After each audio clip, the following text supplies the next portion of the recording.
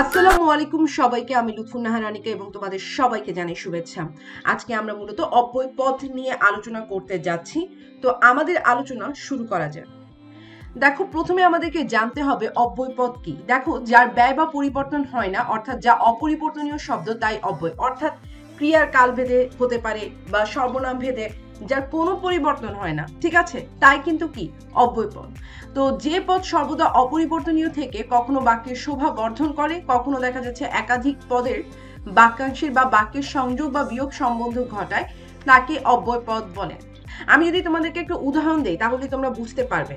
যেমন আমি যদি এখানে বলি যে কোনো দুটো পদ, যেমন রহিম, রহিম একটা পদ, ঠিক আছে, ও করিম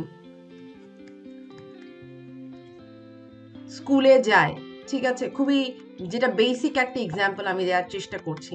তো এখানে খেয়াল করো, রহিম আর করিমকে কে যুক্ত করেছে? ও যুক্ত করেছে। তাহলে ওই ওটা কি? আমরা দেখো একটা জিনিস খেয়াল করো, যখন তোমাদেরকে বলা হলো যে এর অব্যয় শব্দ হচ্ছে তাই বা অব্যয় পদ হচ্ছে তাই, যার ব্যয় বা পরিবর্তন হয় না, খেয়াল করো আমি যদি এখানে লিখি যে রহিম ও করিম স্কুলে গেল, তাও কিন্তু এখানে ও এর কি কোনো পরিবর্তন হয় নাই, অর্থাৎ আমি ক্রিয়ার কাল চেঞ্জ করলাম, অর্থাৎ পরিবর্তন করলাম, তাও এখানে কি অব্যয়ের কোনো পরিবর্তন হয়নি। অব্যয়ের কাজটাই হচ্ছে এটাই যে সে হচ্ছে মূলত দুটো পদের মধ্যে হয় সংযোগ ঘটাবে, না হয় বিয়োগ ঘটাবে, কখনো হয় বাক্যের শোভা বর্ধন করে, না হয় দেখা যায় অনেকগুলো বাক্যাংশকে একসাথে যুক্ত করে। তো এই তোমরা বুঝতেই পারছো কাজগুলো কিরকম। এখন আমাদের যেটা জানতে হবে সেটা হচ্ছে যে উৎস বা উৎপত্তি অনুসারে বাংলা ভাষায় অব্যয়পদ কত প্রকারের রয়েছে। দেখো, উৎস বা উৎপত্তি অনুসারে বাংলা ভাষায় 3 প্রকার অব্যয়পদ রয়েছে। যেমন বাংলা অব্যয় শব্দ হচ্ছে আর, আবার, ও, হ্যাঁ, না ইত্যাদি। তৎসম অব্যয়ের শব্দের যদি খেয়াল করো, এখানে খেয়াল করো যে যদি, যথা, সদা, সহসা, হঠাৎ, অর্থাৎ, দৈবাৎ, বরং, পুনশ্চ, আপাতত, বস্তুত, এগুলো কি তৎসম অব্যয় শব্দ। আরেকটা জিনিস তোমাদেরকে বলে রাখি, সেটা হচ্ছে এবং আর সুতরাং, এগুলো কিন্তু তৎসম শব্দ। যদিও এরা তৎসম শব্দ এবং এরা যখন বাংলা ভাষায় এসে ব্যবহৃত হয় তখন এদের কিন্তু কি অর্থ পরিবর্তিত হয়, ঠিক আছে, অর্থ পরিবর্তিত হয়। যেমন সংস্কৃতে এবং মানে কি এমন, আর সুতরাং মানে কি অত্যন্ত বা অবশ্য, ঠিক আছে। কিন্তু বাংলা ভাষায় এবং মানে ও, আর সুতরাং মানে হচ্ছে অতএব। আশা করি তোমরা বুঝতে পেরেছ। বিদেশি অব্যয় শব্দ কি? সেগুলো হচ্ছে আলবত, বহুত, খুব, সাবাস, খাসা, মাইরি, মারহাবা ইত্যাদি। তো এগুলো হচ্ছে বিদেশি অব্যয় শব্দ। তো উৎস অনুসারে আশা করি তোমরা 3 প্রকারের অব্যয় পদগুলোকে চিনেছ। এখন অব্যয় পদ মূলত কত প্রকার, অর্থাৎ কত ধরনের অব্যয় পদ আছে উৎস অনুসারে তো জানলাম, কিন্তু এই যে সংযোগ ঘটানোর ক্ষেত্রে, বিয়োজন ঘটানোর ক্ষেত্রে, বা দেখা যাচ্ছে বিভিন্ন ভাব প্রকাশের ক্ষেত্রে, এগুলোর উপর যদি বিবেচনা করা যায় তাহলে সেক্ষেত্রে অব্যয় পদ হচ্ছে মূলত কত প্রকার? 4 প্রকার, ঠিক আছে। যেমন সমুচ্চয়ী অব্যয়, অনন্যই অব্যয়, অনুসর্গ অব্যয়, অনুকার বা ধন্যাত্মক অব্যয়। আমরা প্রথমেই সমুচ্চয়ী অব্যয়ে চলে যাই। দেখো, সমুচ্চয়ী অব্যয় কি? যে অব্যয় পদ একাধিক পদের বা বাক্যাংশের বা বাক্যের মধ্যে সম্পর্ক স্থাপন করে তাকে সমুচ্চয়ী অব্যয় বলে, এবং এই সম্পর্ক সংযোজন, বিয়োজন বা সংকোচন যে কোনোটি হতে পারে, এবং একে সম্বন্ধবাচক অব্যয় বলা হয়ে থাকে। ভেরি ইম্পর্টেন্ট, সম্বন্ধবাচক অব্যয় কি বলা হয়ে থাকে। তো এই যে সমুচ্চয়ী অব্যয়, সমুচ্চয়ী অব্যয় আবার নানান রকম হতে পারে। যেমন সংযোজক অব্যয় যদি খেয়াল করি, দেখো উচ্চপদ একটা পদ, সামাজিক মর্যাদা, এখানে হচ্ছে আমরা দেখতে পাচ্ছি উচ্চপদ আর সামাজিক মর্যাদাকে যুক্ত করেছে ও। এখানে বলা হচ্ছে উচ্চপদ ও সামাজিক মর্যাদা সকলেই চায়। তাহলে তোমরা বুঝতে পারছো যে ও হচ্ছে এখানে কিসের কাজ করলো? সংযোজক অব্যয়ের কাজ করলো। আবার দেখো, তিনি সৎ তাই সকলেই তাকে শ্রদ্ধা করে, এখানে তিনি সৎ আর সকলে তাকে শ্রদ্ধা করে, এই দুটো বাক্যকে যুক্ত করেছে তাই। তো এরকম ও, আর, তাই, অধিকন্তু, সুতরাং, এগুলো কি সংযোজক অব্যয়। এবার আমরা চলে যাব বিয়োজক অব্যয়। খেয়াল করো, আবুল কিংবা আব্দুল এই কাজ করছে, এখানে কিংবা কি করলো? কিংবা হচ্ছে এটাই বলার চেষ্টা করছে যে দুইজন মিলে কাজটা করে নাই, বরং যে কোনো একজন করেছে। তো এই ক্ষেত্রে কিন্তু এই যে একজনকে বিয়োগ করা হচ্ছে, তাহলে সেক্ষেত্রে কিন্তু এটা বিয়োজক অব্যয়ে কাজ করছে, ঠিক আছে। আবার দেখো, মন্ত্রের সাধন কিংবা শরীর পাতন, অর্থাৎ এই বাক্যের এই যে তোমরা দেখতে পাচ্ছ এই পুরো বাক্যের মন্ত্রের সাধন হচ্ছে একটা বাক্যাংশ, হয় এটা সত্য হবে, না হয় শরীর পাতন এইটা সত্য হবে, কিন্তু দুটো একসাথে সত্য হবে না। তো এই যে বিয়োগ ঘটাচ্ছে, এটা কে ঘটাচ্ছে? কিংবা হচ্ছে এই বিয়োগটা ঘটাচ্ছে, এবং এটা হচ্ছে বিয়োজক অব্যয়। তো কিংবা, বা, অথবা, নতুবা, না হয়, নয়তো, এগুলো সবগুলো কি বিয়োজক অব্যয়। সংকোচক অব্যয়ের ক্ষেত্রে খেয়াল করো, তিনি শিক্ষিত কিন্তু অসৎ। এখানে শিক্ষিত এবং অসৎ দুটিই কি বিপরীতধর্মী, এদের বৈশিষ্ট্য, এরা বিপরীতধর্মী শব্দ। তো সেক্ষেত্রে কিন্তু খেয়াল করো যে এই শব্দগুলোর কিন্তু সংযোগ কিন্তু ঘটায়নি। তো সেক্ষেত্রে এখানে ভাবের সংকোচ ঘটেছে। তো কিন্তু, বরং, তথাপি, যদ্যপি, এগুলো হচ্ছে সংকোচক অব্যয়। আশা করি তোমরা বুঝতে পেরেছো। এরপর আমরা অনন্যই অব্যয়ে চলে যাব। দেখো, যেসব অব্যয় পদ নানা ভাব অনুভূতি প্রকাশ করে তাদের অনন্যই অব্যয় বলে, এবং এগুলো বাক্যের অন্য কোনো পদের সঙ্গে সম্পর্ক না রেখে স্বাধীনভাবে বাক্যে ব্যবহৃত হয়।